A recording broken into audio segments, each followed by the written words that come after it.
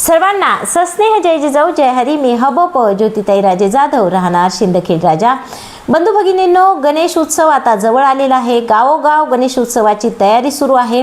जल्लोषात गणरायाचं स्वागत होणार आहे, यात काही शंका नाही. पण याच विषयावर आजचा हा आपला व्हिडिओ आहे. विविध सामाजिक विषयांवर आपण नेहमीच व्यक्त होत असतो आणि प्रबोधन पहाट हे आपलं यूट्यूब चॅनल आहे. आवडल्यास नक्की लाईक करा, शेअर करा, कमेंट्स करा आणि आपल्या चॅनलला सबस्क्राईब करायला विसरू नका. तर बंधू भगिनींनो, आपण बघितलं असेल की हा जो गणेश उत्सव आहे याला दिवसेंदिवस विकृत असं स्वरूप येत आहे. हे आपण सगळ्यांनीच तुम्ही बघितलं असेल. आता व्यक्त होत नाहीत बऱ्याच वेळा लोक, पण हे कुठेतरी थांबलं पाहिजे हे आम्हाला मनातून सगळ्यांनाच वाटत असतं.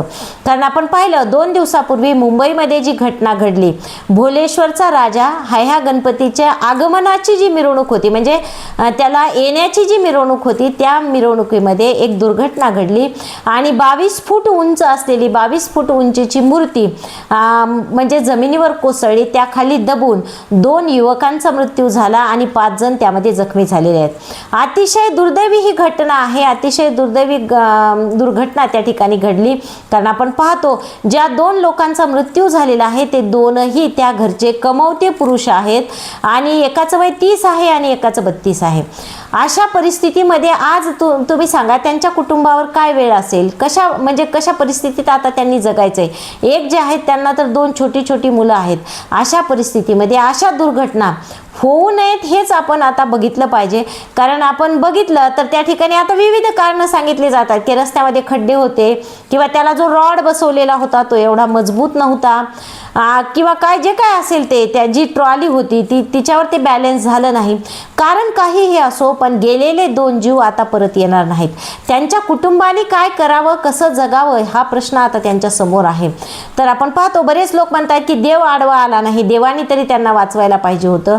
पण बंधू भगिनींनो, एक वैशिष्ट्य हे आहे की देव तुम्हाला कसा, म्हणजे देव तिथं येऊच शकत नाही. तुम्ही लक्षात घ्या, देवानी सांगितलंय का तुम्हाला की 22 फुटाची मूर्ती बनवायची आहे म्हणून? हे देवाने सांगितलेलं आहे का? नाहीच. आपण बऱ्याच वेळा पाहतो लोक म्हणतात की देव का आडवा आला नाही. तुम्ही चुका करणार आणि देव आडवा येईल ही अपेक्षा तुम्ही कसं काय ठेवता? कारण आपण पाहतो हा जो गणेश उत्सव आहे तो अगदी घरात साजरा केला जायचा. पूर्वीचा काळ जर आपण बघितला तर मातीची मूर्ती असायची, म्हणजे शाडू माती, ज्याला आपण शेतातली काळी माती म्हणतो, तिचे गणपती बनवले जायचे. मी लहान होते तेव्हा आमच्याकडे तर कुंभार गणपती आणून द्यायचा आणि त्याच्या बदल्यात कुंभाराला शिदा दिला जायचा. तर गावोगावी अशा पद्धती होत्या जुन्या. आणि तो गणपती जो आहे तो 1.5 दिवसात, म्हणजे आज बसवायचा आणि उद्या त्या गणपतीचं विसर्जन करायचं. कारण विसर्जन करताना सुद्धा पर्यावरणाची कुठलीही हानी होत नव्हती, कारण ते जे गणपती असायचे ते काळ्या मातीचे असायचे, शाडू मातीचे असायचे. पण आज आपण बघितलं तर याला अतिशय विकृत स्वरूप आलेलं आहे. हे जे मंडळ आहेत मोठमोठे, त्यामध्ये जशी काय स्पर्धा लागलेली आहे. एका मंडळाची मूर्ती जर 20 फूट असेल तर दुसऱ्याची मूर्ती 22 फूट असावी, त्याच्या नंतर मग 25 फूट असावी, 30 फूट असावी. तर हे अत्यंत चुकीचं आहे. कारण आपण पाहतो विसर्जनावेळी जे व्हिडिओ आपल्याला समोर येतात त्यावेळी आपल्या लक्षात येतं की प्रचंड मुंबई पुण्यासारख्या ठिकाणी तर एवढे गणेश मंडळ आहेत आणि त्यांच्या मूर्तींची उंची, आणि ते मग कशा परिस्थितीत लोक तिथंच सोडून येतात हे पण आपण बघितलेलं आहे. एवढंच काय, आमच्या गावामध्ये आपण पाहतो जे तलाव आहेत ते ऐतिहासिक तलाव आहेत आणि पुरातत्व खात्याचं त्यांच्यावर नियंत्रण असतं, त्यामुळे ते विसर्जित करून देत नाहीत. तर बऱ्याच वेळा लोक त्या काठावरच सोडून गणपती निघून जातात. म्हणजे प्रथा अशी आहे की त्या गणपतीचं विसर्जन करताना सुद्धा त्याची आरती व्हावी, नारळ फोडल्या जावं आणि नंतर आरती करून तो गणपती तलावात टाकल्या जावा. पण मागील काही वर्षांपासून तिथं प्रतिबंध घालण्यात आलेले आहेत विसर्जनाला. तर लोक त्या तलावाच्या तिथंच ठेवून गणपती निघून जातात डायरेक्ट. मग त्या मूर्तीचं काय झालं हे बघायला सुद्धा तिथं कुणी नसतं. त्यामुळे कुठेतरी का होत नाही, या सगळ्या गोष्टींवर निर्बंध आले पाहिजे. कारण आपण पाहतो बऱ्याच गावांमध्ये आता आजकाल एक गाव एक गणपती ही प्रथा आहे. म्हणजे सगळ्या गावात मिळून एकच गणपती बसवला जाणार आणि त्याचं पद्धतशीरपणे 10 दिवस पूजा करून 10व्या दिवशी विसर्जन व्यवस्थित व्हावं, या सगळ्या सुद्धा गोष्टींची काळजी घेतली जावी. पण असं न होता आपण बघतोय की यामध्ये दिवसेंदिवस जे आहे ते विकृत स्वरूप येत चाललेलं आहे. काल परवा तुम्ही अजून एक व्हिडिओ बघितला असेल की त्यामध्ये पुण्यामध्ये जी मीटिंग चालू आहे, बैठक चालू आहे गणेश मंडळांची, त्यामध्ये एक माणूस उठतो आणि तो DJ, लाऊडस्पीकर याचा लोकांना कसा त्रास होतो, विद्यार्थ्यांना कसा त्रास होतो, काही पेशंट असतील त्यांना कसा त्रास होतो, वृद्ध लोकांना त्रास होतो, हा मुद्दा मांडत होता. तर अक्षरशः त्या व्यक्तीला बाहेर काढण्यात आलेले आहे सभागृहातून की तुम्ही बाहेर व्हा म्हणून, त्यांना बाहेर हकलण्यात आलेला आहे. हा मुद्दा सुद्धा खूप महत्त्वाचा आहे. कारण आपण पाहतो पर्यावरणाच्या दृष्टीने, त्यानंतर वृद्ध लोकांच्या दृष्टीने सुद्धा, आणि जे कमकुवत हृदयाचे आहेत अशा लोकांच्या दृष्टीने सुद्धा हा मुद्दा खूप महत्त्वाचा आहे की DJ असेल, लाऊडस्पीकर असेल, त्याच्या आवाजावर सुद्धा कुठेतरी निर्बंध असला पाहिजे, काहीतरी मर्यादा असली पाहिजे. पण अक्षरशः त्या व्यक्तीचं काय म्हणणं आहे हे न ऐकून घेताच त्याला हकलून देण्यात आलेलं आहे.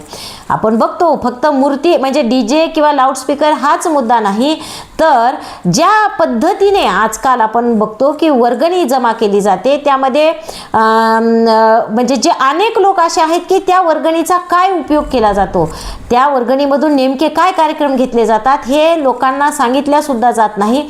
किंवा बऱ्याच वेळा जबरदस्तीने वर्गणी लावली जाते, जबरदस्तीने घर परत एवढे पैसे तुम्हाला द्यावेच लागणार आहेत हे ठरवलं जातं. आणि मग आपण पाहतो की त्या स्टेजच्या बॅक स्टेजलाच म्हणा, जिथं तो गणपती बसवलेला आहे किंवा त्या स्टेजच्या खाली म्हणा, तिथं रात्रभर काय चालू असतं हे सगळे आपण बघतो. अनेक ठिकाणी हे सगळ्या गोष्टी होतात.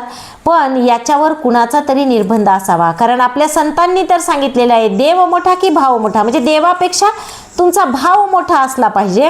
देव मोठा नाही तर भाव मोठा असला पाहिजे. पण मग भाव म्हणजे काय आलं, त्यामध्ये भक्ती आली तुमची, त्यामध्ये नामजप आला, आरती आली, देवाच्या नावावर त्या ठिकाणी तुम्ही जे काय करत असाल, पुराण पोथी, ते इथं काहीच दिसत नाही. तुम्ही पहा गणेश उत्सवाच्या त्या 10 दिवसाच्या दरम्यान जे काही कार्यक्रम असतात त्यामध्ये मग गौतमी पाटीलचा कार्यक्रम असेल किंवा काय काय असेल, जे काय असेल तेच चालतं 10 दिवस. आपण बघतो तिथे कुठेही भक्ती, देवाची भक्ती, देवावर श्रद्धा किंवा भक्तिभाव कुठेही दिसत नाही. केवळ धांगडधिंगा या 10 दिवसांमध्ये आपल्याला दिसतो. आणि पूर्णपणे कॉलेजला जाणारे विद्यार्थी असतील किंवा शालेय विद्यार्थी असतील, हे 10 दिवस त्यामध्ये इतके एंगेज होऊन जातात की आपलं खरं काम काय आहे, आपण काय केलं पाहिजे हे ते विसरून गेलेले असतात. बऱ्याच वेळा त्या 10 दिवसामध्ये मुलांना व्यसनं लागतात. कारण आपण पाहतो 10 दिवस ते घरापासून कंप्लीट बाहेर असतात आणि त्या 10 दिवसात त्या मंडळामध्ये, त्या इतर ठिकाणी ते त्या पद्धतीने गुंतून जातात. आता ह्या सगळ्या ज्या गोष्टी आहेत, तुम्ही म्हणाल आता बरेच लोक जे ट्रोलर्स असतात ते नेहमी त्याच एका गोष्टीवर बोट ठेवतात की तुम्ही मग मुस्लिमांबद्दल का बोलत नाही, तुम्हाला हिंदूंचे सण का दिसतात वगैरे. तर हे आपण आपल्या घरातलं करूया ना.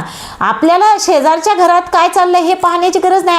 आपण हिंदू आहोत, तर हिंदू धर्मात जर काही गोष्टी चुकीच्या होत असतील, काही विक्षिप्त वेगळ्या गोष्टी घडत असतील, त्या ठिकाणी देवाच्या नावावर, देवाच्या उपासनेऐवजी देवाची विडंबना होत असेल, तर त्यावर आपणच बोललं पाहिजे. हिंदूंनीच बोललं पाहिजे ना, दुसरे कशाला बोलतील. किंवा आपण दुसऱ्या धर्मावर का बोलावं, आपल्याच धर्मावर, आपल्याच घरात काय चाललंय यावर आपण बोललं पाहिजे. एवढंच नाही तर मूर्ती ज्या आपण पाहिल्या, उंचीचाच प्रश्न नाहीये फक्त. आज तर मी एक असा व्हिडिओ बघितला आहे की त्यामध्ये 6 पॅक ॲपवाला गणपती आहे. म्हणजे असा तो अकराळ विकराळ उभा आहे आणि त्याला 6 पॅक ॲप्स आहेत. हा गणपती कुठून आणला तुम्ही? कारण आपण पाहतो गणपतीला पोट असतं, म्हणजे ढेर पोटे असतो गणपती जो असतो तो, त्याचं मोठं पोट असतं आणि ते मोदक त्याला आवडतात वगैरे, एका हातात मोदक, हे ते आपण पाहिलेले आहे. गणपती म्हणल्यानंतर एक विशिष्ट असं चित्र आपल्या डोळ्यासमोर येतं. पण 6 पॅक ॲप आहेत त्या गणपती. आज जो मी पाहिलेला आहे, आता तुम्हाला दाखवायला माझ्याकडे या ठिकाणी अवेलेबल नाही, पण तुम्ही पहा सोशल मीडियाला आहे तो फोटो. आणि त्या गणपतीला 6 पॅक ॲप्स आहेत, इथं पोटाला सुद्धा ॲप्स वगैरे. आणि कुठून आणलंय हे सगळं? असा नाहीच आहे गणपती. एवढंच नाही, काही दिवसांपूर्वी मागच्या वर्षी आपण पाहतो की त्यावर सुद्धा लोकांनी आक्षेप घेतला होता. छत्रपती शिवरायांच्या रूपामध्ये गणपती आहे, म्हणजे पूर्ण इथपर्यंतचे हे आहे, मूर्ती आहे. ते मूर्तीचं धड जे आहे ते छत्रपती शिवरायांचं आहे आणि वर मात्र मुकुट आणि वरचा मुखवटा आणि ते गणपतीचा बसवलेला आहे. हे पण तुम्ही करू नका, कारण आपण पाहतो शेवटी 10व्या दिवशी आपण त्या गणपतीचं विसर्जन करतो. मग तुम्ही छत्रपती शिवरायांच्या रूपात असलेल्या गणपतीला अशा पद्धतीने विसर्जित करणार आहात का? मग हा पण एक प्रश्न आहे, कोणत्या रूपामध्ये गणपती असावा. मागच्या वर्षी परत एक व्हिडिओ व्हायरल झाला होता, ज्यामध्ये RSSचा राष्ट्रीय स्वयंसेवक संघाचा जो गणवेश आहे त्यामध्ये गणपती होता आणि त्याचा असा हात वगैरे होता आणि त्याला खाकी पॅन्ट घातलेली होती. म्हणजे अक्षरशः या रूपामध्ये गणपतीची स्थापना झालेली होती. तर हे पण करू नका. बऱ्याच वेळा आपण पाहतो की लोक म्हणतात नाही, हिंदूंच्या भावना दुखावल्या. मग अशा प्रकारे इथं जे प्रकार होतात तिथं तुमच्या भावना खरंच दुखावत नाहीत का? तिथं तुमच्या भावनांना ठेस पोहोचत नाही का? ह्या सगळ्या गोष्टी खरोखर अत्यंत महत्त्वाच्या आहेत. गणेश उत्सव असावा, पण तो ज्या पद्धतीने अगोदरचा होता पूर्वीचा 1 ते 1.5 दिवसाचा, एक दिवस गणपती बसवला जायचा आणि दुसऱ्या दिवशी त्या गणपतीचं विसर्जन केलं जायचं.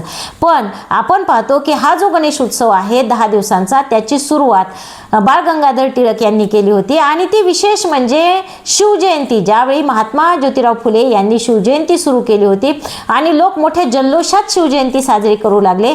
तर तिला काउंटर म्हणून मग आपण काय केलं पाहिजे, तर गणेश उत्सव मोठा केला पाहिजे आणि तो ना की 1-2 दिवसाचा. मग तुम्ही जर शिवजयंती 1 दिवसाची करत असाल तर मी गणेश उत्सव 10 दिवसांचा करतो, या पद्धतीने त्याची सुरुवात झालेली होती. आपण पाहिलं आणि तीच परंपरा आजही चालू आहे की एकमेकांना काउंटर करणे, एकमेकांमध्ये स्पर्धा. मग त्यामध्ये गणेश मूर्तीच्या उंचीची असेल, त्यानंतर ढोल पथकांची असेल, एकाच्या याच्यामध्ये 25 लोक असतील तर दुसरा 50 लोक त्या ठिकाणी आणतो. वर्गणी एवढी जमा झाली असेल तर दुसरा गणेश मंडळवाला एवढी वर्गणी जमा करतो आणि मोठमोठे कार्यक्रम ठेवतात. तुम्ही एक जर विचार केला बारकाईनं तर समाजाला याचा काय उपयोग आहे, ही जर गोष्ट तुम्ही लक्षात घेतली तर तुमच्या लक्षात येईल की यामध्ये केवळ समाजाचं नुकसान आहे. आपण पाहतो की आपले सण उत्सव असे असले पाहिजे की ज्यातून समाजाची प्रगतीच असावी, समाजाला काहीतरी घेता यावं त्यातून. पण आत्ताचे जे गणेश उत्सव आहेत ते निश्चितच तिथं कुठेही आपल्याला उपासना दिसत नाही. त्यामध्ये देवाचं, गणपतीचं ही केवळ विडंबना आहे आणि ती थांबावी, त्यावर निर्बंध लावले जावेत. मग ते आपण स्वतःपासून सुरू करावेत की स्वतः आपण काही निर्बंध घालावेत, काही समाजाने घालावेत, काही प्रशासनाने घालावेत, काही पोलीस प्रशासनाने घालावेत, पण त्यावर कुठेतरी निर्बंध असावेत. एवढं मात्र निश्चित नाही तर हे जे काही चाललेलं आहे ते अजून विकृत होत जाईल. आणि काल तर जे 2 जीव गेलेले आहेत, तुम्ही पहा गणेश विसर्जनाच्या पर्यंत अशा अनेक घटना घडतील आणि अनेक लोकांना स्वतःचे जीव त्या ठिकाणी गमवावे लागतील. तर हे होऊ नये एवढीच या ठिकाणी अपेक्षा आपण व्यक्त करूयात आणि या ठिकाणी थांबूयात. धन्यवाद. रामकृष्ण हरी.